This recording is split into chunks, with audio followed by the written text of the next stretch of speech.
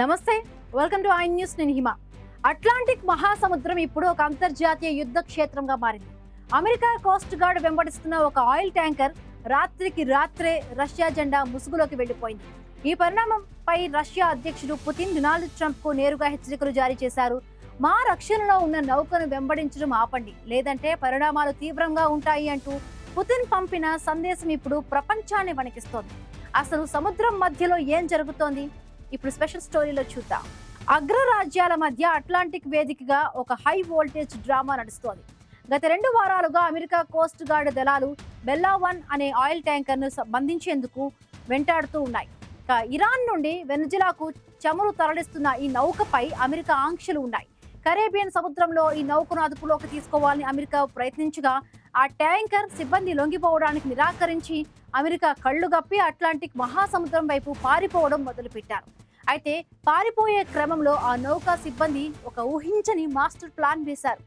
America దాడుల నుండి తప్పించుకోవడానికి ఆ నౌక పక్క భాగంలో రష్యా జెండాను పెయింట్ చేశారు. తమ నౌక పేరును మరినారాగా మార్చేసి తాము ఇప్పుడు రష్యా అథారిటీ కింద ప్రయాణిస్తున్నామని రేడియో ద్వారా ప్రకటించారు. వెంటనే రష్యా కూడా రంగంలోకి దిగింది.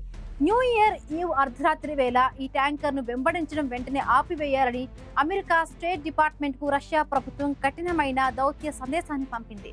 డొనాల్డ్ ట్రంప్ ఒకవైపు రష్యా ఉక్రెయిన్ మధ్య శాంతి ఒప్పందం కోసం ప్రయత్నిస్తూ ఉంటే, పుతిన్ పంపిన ఈ హెచ్చరిక ట్రంప్ కు ఒక పెద్ద పరీక్షగా మారింది.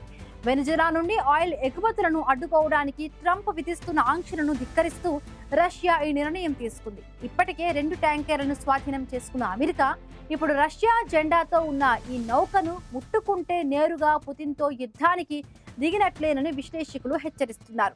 వెనుజులా అధ్యక్షుడు నికోలస్ మదురో కూడా ఈ విషయంలో రష్యాతో జట్టు కట్టారు. తమ ఆయిల్ ట్యాంకర్లకు రక్షణగా వెనుజులా నేవీని రంగంలోకి దించుతామని, అవసరమైతే సైన్యాన్ని కూడా నౌకల్లోకి ఉంచుతామని ప్రకటించారు.